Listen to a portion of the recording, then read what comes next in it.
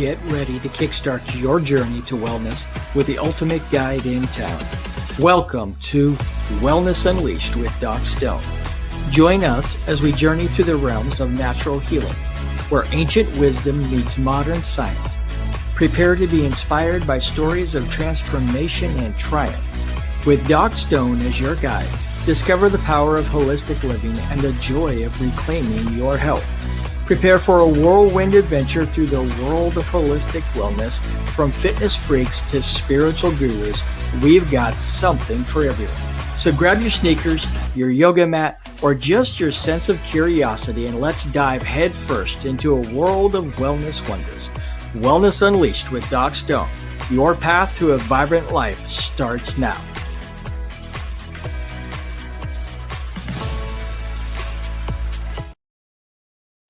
Well, hello, ladies and gentlemen, and welcome to the very first episode of Wellness Unleashed with Doc Stone on Natural Health TV channel on the AeroStream Network. My name is Jeremy Doc Stone, and I am your host, your health coach, your functional medicine, natural medicine, infotainment star here on the show. And I am so excited to be kicking off this show to help you and everybody that you know to live a more healthier life naturally. Making wellness natural is my goal, and I am excited to be doing this with you and on this journey. During this show, we are going to explore a variety of modalities in natural health, functional medicine, alternative, complementary modalities, and we're going to dig into some inspiring stories with guests who have overcome chronic illness, major health events, and are living vibrant lives today. I want you to know that this is my passion to help you because I have been a person who was healed or was able to overcome chronic illness in my life. I struggled for a long time, and after finding natural methods, I was able to begin to pursue my doctorate and PhD in natural medicine. And I cannot be more thrilled than to be on this journey with you to help to share my journey and help you to live a life of wellness unleashed. In today's episode, I am excited to have a very special guest with me. I am going to be welcoming my friend and the co-founder of the AeroStream Network, Jim Grant. Now, his story is amazing, and I'm going to let him share it. And we're going to dig into how he went from a widowmaker to a showmaker today. And so I'm going to bring in my good friend, my buddy, Jim Grant. Well, Jim, thank you so are much. you, friend? I'm doing real good. I'm just proud to be here, happy to be here, and it's a pleasure to be a guest on your show. It really is. You're the reason why we created AeroStream TV, to give people an opportunity to be able to get their message out. And we're just so excited. I can't think of anybody else that I would prefer to have as my very first guest on the inaugural episode, because I know you have a heart for serving people as well. And your story is just phenomenal. And as we dig into, wellness journeys, really tell us a little bit about, we talk about widowmaker to showmaker, but let's talk a little bit about what happened and what your story is. Well, for many years, ladies and gentlemen, I enjoyed good health. Thought I was okay, no telltale signs. My blood pressure was always good, 120 something over 68 to 74. My bad cholesterol, actually about a year and a half before I even had my heart attack, the bad cholesterol was at 73. And the doctors always told me, says, hey, you're in great shape. Your blood pressure's good. Your bad cholesterol is way down under 100. You're not overweight. Man, you got a ticket to ride. And, Jeremy, what happened was that, and there might be someone out there in TV land that can relate to this. I'll just be honest. I was dumb enough to believe that I had a safety net. But the sad part of it is, on October the 29th, 2021, I suffered a heart attack. And I tell people I found out the hard way that my safety net had a hole in it. That's the wrong time to find that out, ain't it, Jeremy? Absolutely. So help us to understand. You were not overweight. Mm-mm. You were getting regular physicals. Mhm. How old were you at that time? I was 72. So you're a Yep. 72-year-old, fit, slim, former U.S. Army Master Sergeant, right? Yep. Veteran. You were trucking along in life, and your doctors were telling you that you are a prime specimen Yeah. uh, of You're good to of a go. set. Yeah, you're good to go. Mhm. And Mhm. yet something happened that made you realize that that wasn't necessarily the truth. Yeah, exactly. What happened to me, it happened on a Thursday night. I had the pain in both arms from the elbows down. I had pain that went straight across behind my in the nape of my neck from one shoulder to the other, just like an arrow. And I had this like heartburn in my center of my chest, like acid indigestion or something. So I took some baking soda and water and I drank it and it went away. And I thought, that's weird. And then on Friday night, what actually happened, I had the same symptoms, except felt very, very restless. If I was sitting down, I felt like I need to stand up. If I stood up, I felt like I need to lay down. I could not, I was just very, very restless. There was no rest Mm. for me. So I finally went to bed. I woke up my wife because I was flipping and flopping, rolling back and forth. She says, "What's wrong?" I says, "I don't know. I just very restless." And I don't know if I asked it or she recommended, but anyway, my blood pressure was taken and it was high. And I told her, I Now, said, "Oh, your blood pressure hadn't been high before, right? You've been having physicals. You didn't have any high blood pressure before none. that, correct? No. Anytime when I took my blood pressure, of course, I know I got to be relaxed and sit down and, get an accurate reading. You can't be walking in from, the mailbox, which is about a football field length away Mhm. and have, because your blood pressure be a little higher. But when I checked it, it was always 120 something, in the high 60s, low 70s. So, I mean, in fact, I never really checked it that much. My wife would, and that was what it was. So, anyway, it was like 168 over 80 or something like that. And I told her, I said, "Oh, this thing is nuts." And she checked it. She says, "Jim, it's working fine." I said, "Well, let me lay here about 5 minutes." And I was thinking, well, maybe this baking soda water combo will kick in and it'll knock it back out. But I was wondering, why is this coming on now? Because I never suffered from any type of heartburn or anything. She took it and it was higher about 5 minutes later. And I says, "I'm going to go to the ER and get this checked out." This is very, very important. Anytime you have any type of acid indigestion, you check your blood pressure and it's higher, go to the ER immediately. Yes. And she drove me there, and I was only about 4.5 miles from my house, so if no traffic or anything, no red lights or anything, just because we live out in the country, so it didn't take long to get there. But the time I got there and got in there, my blood pressure had escalated to 190 over 111. Wow. That is serious. And that's when I found out I'd had a heart attack. They give me the 4 baby aspirins. Of course, I got a blood thinner in one arm and IV in the other. And 4 baby aspirin told me to drink down. They put the nitro under my tongue, and that's when the heart attack was over. Mm. And my journey home from that, of course, it's I was told all I needed was stents, and I went in for stents, and then that's when they found out that I had the widowmaker with 90% blockage, and I had to have open heart surgery and 4 bypasses, and that was on Monday, November the 1st, because they kept me in the hospital the whole weekend thinking all I needed was stents. They're going to put it in Monday. But fortunately, everything, the good Lord was with me, and everything worked out good. So quite, Wow. Wow. quite an eye opener, I'll tell you that. I bet you. I kind of we're gonna dig into the whole Widowmaker thing and what that was like. But I want to take you back to the ER when you Mhm. got there and your blood pressure was so high. Um, what was your initial thoughts? What was your initial feelings Well, when the doctor there told you that you had a heart attack? well, to be honest with you, I got to tell a little bit of a story out of school to set this up. My Mhm. wife is driving me to the hospital, and I'm not feeling good. Okay. And I'm not in a lot of pain, but I'm just not feeling good. Mm. And she's driving about 10 miles an hour slower than the speed limit. And I know she's worried.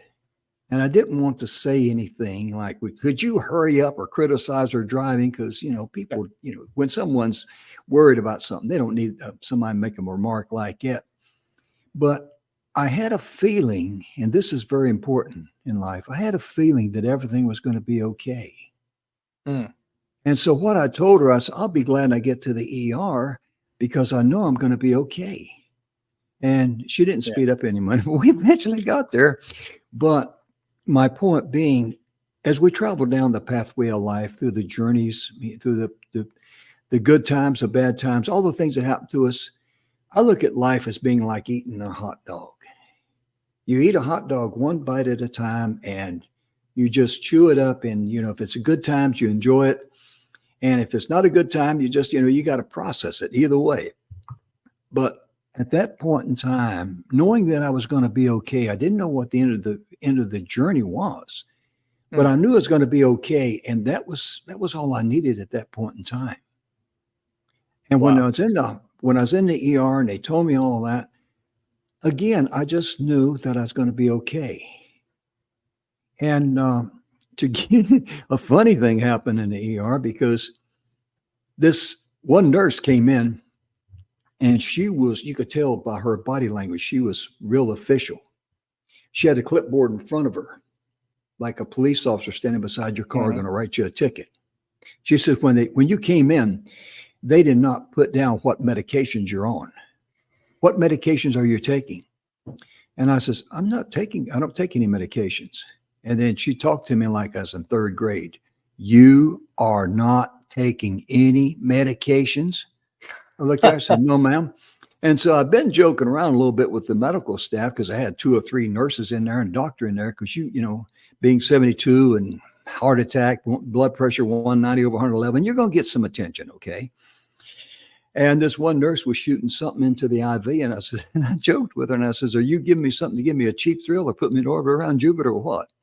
Mm-hmm. Because when you know you're going to be okay, don't make yourself more miserable than is absolutely necessary. That's a principle of life. And when I said that, this nurse, she snapped at me. And she said to me, she says, I don't think you realize what a serious condition you're in. Your blood pressure is 190 over 111. You could have a heart attack or stroke at any moment. And I looked up at her and I said, well, you don't have to be so optimistic about it. Yeah. And she took off. I never saw her again. She probably figured this guy's a lunatic. But my point being, again, is that when you're going through things, don't make yourself more miserable than is absolutely necessary. Because if I would have hit the panic button, oh my gosh, blood pressure 190 over 111. Holy smokes. I could have, what would that have done to my heart or my blood pressure, Jeremy? Right. So what I'm hearing in that, Jim, is that you recognize the importance of the mindset that you had about what was happening in the time, and that actually probably played a role in your not only your healing but your survival in that moment. Is that correct? Well, anytime you get upset and you add more stress to your body, that's not good. And if you just take a deep breath and relax and let the slack come out of the chain, it's kind of like if you're going to pull a heavy load, and if you take the vehicle and you pull it where the slack comes out of the chain and you just start pulling it, you can pull it. But if it's got a lot of slack in the chain, you take off 60 miles an hour, you're going to snap that chain. You got to be able to allow things to settle. And and I just had this feeling that I was going to be okay. So what more did I need? I knew my journey wasn't over, but I knew I wasn't going to be going down shaking hands with the Undertaker. Yeah. And so go ahead. In the ER, then you're told that your blood pressure is over 190, that you've had a heart attack. They give you the baby aspirin, they give you the nitro. All of a sudden, that kind of subsides the pain and everything's gone. That's what nitro does. How long did you stay in the hospital at that point? Did they send you home right away? What was your journey there? No, what happened? I was in Brenham, Texas, and they were going to transfer me over to the Bryan College Station area there at the Baylor Scott and White Hospital, and put me in the cardiac ward. And so I had to be transferred by ambulance. And so I had to wait. I don't know what the deal was with the ambulance, but it took about 2 hours for them to get there to be able to transport me. But I was stable and no problems or anything like that. I just wanted to get out there and get some sleep because this is going on 2 o'clock in the morning. And I finally get to the hospital there around 4 in the morning over in Bryan College Station. It's about a 45-minute ride. And I'm just worn out. But they kept me in the hospital, and they really thought all I needed was stents. And so I was there, and because COVID was, still the ramifications of COVID was still in effect then, they said, well, we normally would do it right away, but we got to wait till Monday because of staff, et cetera. It's okay. So that's the way it worked out for me. And I just made myself as pleasant as I could be there in the hospital. I had 6 things hooked up to me. You're not going to sleep very well, and they draw blood out of the back of your hands every 6 hours. And I tell people, they're such nice people that even if you're asleep, they'll wake you up. They're not going to let you miss out on that fun. Yeah, those hospital staff, those nurses just can't seem to stop from visiting you at all hours, right? Yeah. They just love the company. Oh, yeah. Yep. Yeah. But I got to say something about the hospital staff over there. I was just treated fantastically. They were just wonderful, wonderful people there, and I got a lot of respect for them. And the one nurse, Beth, walked in. She looked at me. She says, "My name is Beth, and I'm going to be your nurse today." So I looked up at her and I said, "Well, my name is Jim, and I'll be your patient today." And she just kind of like looked at me. But see, the amazing thing here, and this is something for everyone, always laugh at yourself and find humor in a bad situation, because sometimes that is the best medicine you can give yourself and your body, your spirit, everything. Because there's plenty of time to scream. There's plenty of time to holler, fire. But you can easily see, especially a person with a heart condition, if I would have got scared to death and upset and all that, I could have done a lot more harm to myself than would be necessary, or, could be irreversible. And I like to point out one thing very important, if I may, Jeremy. Yeah, go ahead. Whenever you have a heart, anything that might concern your heart, chest pressure or whatever, get to the ER in a hurry, because you could easily see from about a 30-minute time from my blood pressure go 180 something up to 190 over 111. If I'd have waited till in the morning, I could have suffered muscle damage. That is 100% irreversible. And because I got up there quickly and responded quickly, my heart's in great shape. I didn't suffer any muscle damage, because that paralyzes your heart, is what I'm saying. Certain muscles of your heart cannot pump as properly as it can. So that's why that's important. So don't put it off. Thank you, sir. Yeah, I think that's such an important warning to our audience, right? Is that when you begin to feel any kinds of signs or symptoms of a heart attack or heart issue, get yourself to the ER right away. Yes. Get checked out by a medical professional. That oftentimes there's a lot of things that mask a heart attack. They have similar signs and symptoms, right? So you might think that you're having just indigestion or heartburn or anything like that. And maybe 90% of the time that's actually what it is. But there's always that chance that it's something a lot deeper than that, right? So I think that's a great warning for the audience, and I appreciate you sharing that. Yeah. I had a good friend that just turned 40 years of age back in 1988. We were the same age. And he said, I had just walked out from visiting with my banker. He was a business owner. And his banker was telling him, "Man, you got it made." He says, "Your business is doing very well.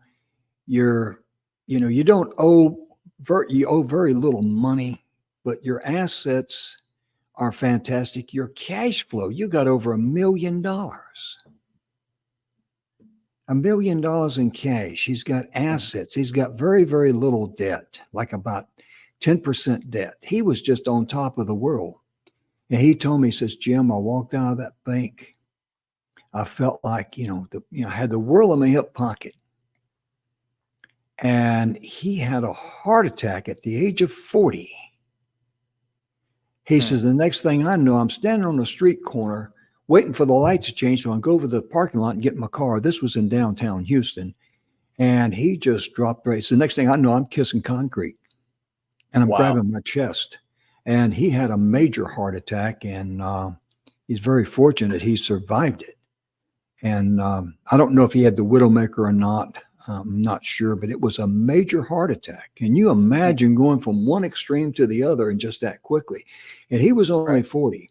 So what I'm saying is that the Widowmaker and heart attacks in general, the Widowmaker can attack women just like it can men. They just give it the name Widowmaker. But also heart attacks can strike anyone at any age. And please, if you go to the doctor and he says, hey, you're good to go, and there's heart disease runs in your family like me, just say, I'm out, doc. Heart disease runs in my family. I want to go further and have further tests done. I didn't do that. So I don't want you to make the mistake that I made. Excuse me, sir. No, absolutely. I think that's an important distinction to make for people, is that oftentimes and that's why I think this story is so important to share with our audience, Jim, is that oftentimes people think that only older, overweight people have heart attacks, right? And so it's important for people to understand that, we're seeing heart attacks more and more in younger population. We see heart attacks even below 40. We're seeing a lot of heart attacks. If you do the research, you look at the statistics with the National Institutes of Health, the American Heart Association, all of those big, well-trusted organizations. We're seeing a lot of younger people suffer from heart conditions, heart events, and I distinguish between a heart condition and a heart event because, condition means oftentimes that people, they know that they have an issue. It's an ongoing long-term thing. Right. And a heart event is more kind of an acute instance, where maybe they didn't know, kind of like what you had, right? You had a heart event. Yes, you had a condition in there, but you weren't suffering from that condition that you knew of. Didn't know it. So, you ended up having a heart event. And so, we see that happen a lot more in younger generations. And so we want our audience to know that nobody is necessarily immune from heart disease, right? It's not just those that have high cholesterol and bad eating habits and have all of these issues. There's not just the older population. And in fact, statistically, the statistics show that more than 50% of the people that visit the ER for a heart attack have no pre-existing signs or anything like that of having it. They have great cholesterol. They have good blood pressure, but all of a sudden, and that term, all of a sudden, right? I mean, when you're talking about health, you really want to watch out for the all of a suddens, right? I mean, those things they sneak up on you and they get you. But all of a sudden, you have this event and your life has changed. You're exactly right, because one of the things that I researched was what you quoted there. The UCLA Medical Department back in 2009 reported that over 70% of the patients who wind up in the ER with a heart attack were just like me.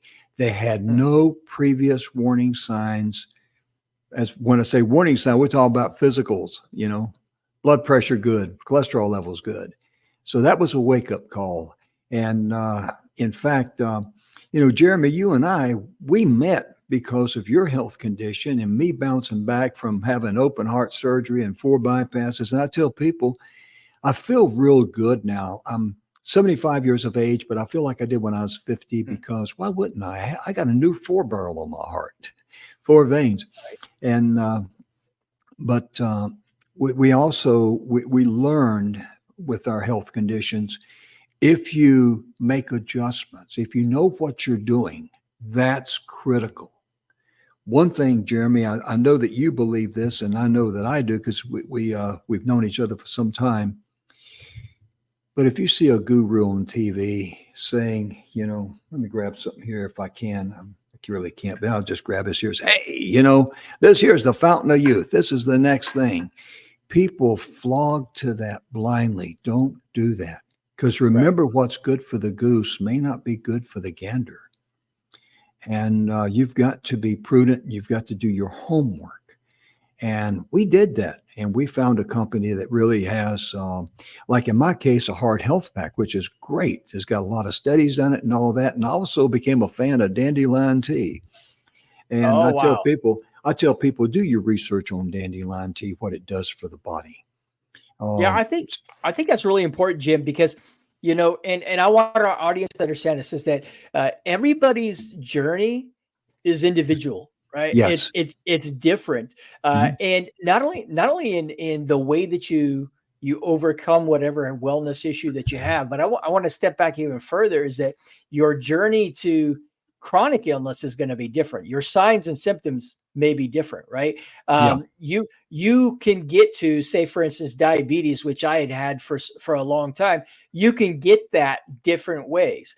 So it's not necessarily the same. There's a lot of people, the stigma with diabetes is that it's overweight, heavily obese people who just eat a lot of junk food. And that stigma oftentimes sticks with people who get diagnosed with diabetes, right? It's a terrible stigma. But there's lots of people who are trim, who don't eat a whole lot of sugar, that still end up with diabetes. So everybody's journey to whatever their wellness issue is or their chronic illness is different, and your way out of it is going to be different. And that's why I'm a huge proponent of education, helping people to make their own choices about their health and wellness, right? We've become so indoctrinated into just listening to one way, and your way out isn't necessarily my way out. And we might have the same condition, but the same way out's not going to serve us. That's exactly right. And when the folks that know me, where I go to church and all that, Jim had a heart attack. He looks healthy. He's not overweight. He's this, he's that. Well, you know what? The Widowmaker does not discriminate. And I said this one time, I was speaking to people, I says, the Widowmaker does not discriminate. It attacks men. It attacks women. It even attacks ugly people like me. And I say things like that because you got to keep things light and don't take yourself so seriously. And if you have a health condition, take a deep breath and relax and say, hey, I haven't found the right answer for me. That's the right attitude. And that automatically opens up the search beam in your mind. And that's what will help you as you go forward. Absolutely. Well, we're coming up to the end of this episode, Jim. I would like to invite you back for another episode to kind of talk a little bit further about your journey and how you recovered. I think that's really important to help inspire our audience. Sure. Would you come back for another episode, Jim? Yes, sir. I'd be glad to. It'd be my honor to share that with others because I know what people with heart attacks and surgery goes through. So I might be able to share something that might help them. Well, absolutely. Well, I'm so grateful, Jim. Thank you for joining us today. Thank you, and, sir. We will have you back on another episode, and we will talk to you later. Thank you so much. Thank you. Bye-bye. Well, folks, thank you so much for joining us on the inaugural issue of Wellness Unleashed with Doc Stone. Our special guest, Jim Grant, co-founder of ArrowStream TV Network, which our show is on. And we hope that you learned a lot. And don't forget to like, subscribe, comment, and share today's show so we can hopefully inspire other people to unleash wellness in their life so they can live a more vibrant life. We are very appreciative of you showing up and watching the show today. Goodbye. We'll see you next week. Thank you for watching Wellness Unleashed with Doc Stone on the ArrowStream TV Network. The opinions expressed by the host and guests of this show are theirs and not the opinions of the network or our sponsors. None of the information shared on today's episode should be taken as medical advice. Statements have not been approved by the FDA or any other governmental authority. And if you're experiencing any kind of illness or wellness issue, you are encouraged to consult with your licensed healthcare practitioner. And we do appreciate you watching our show and look forward to seeing you on the next episode.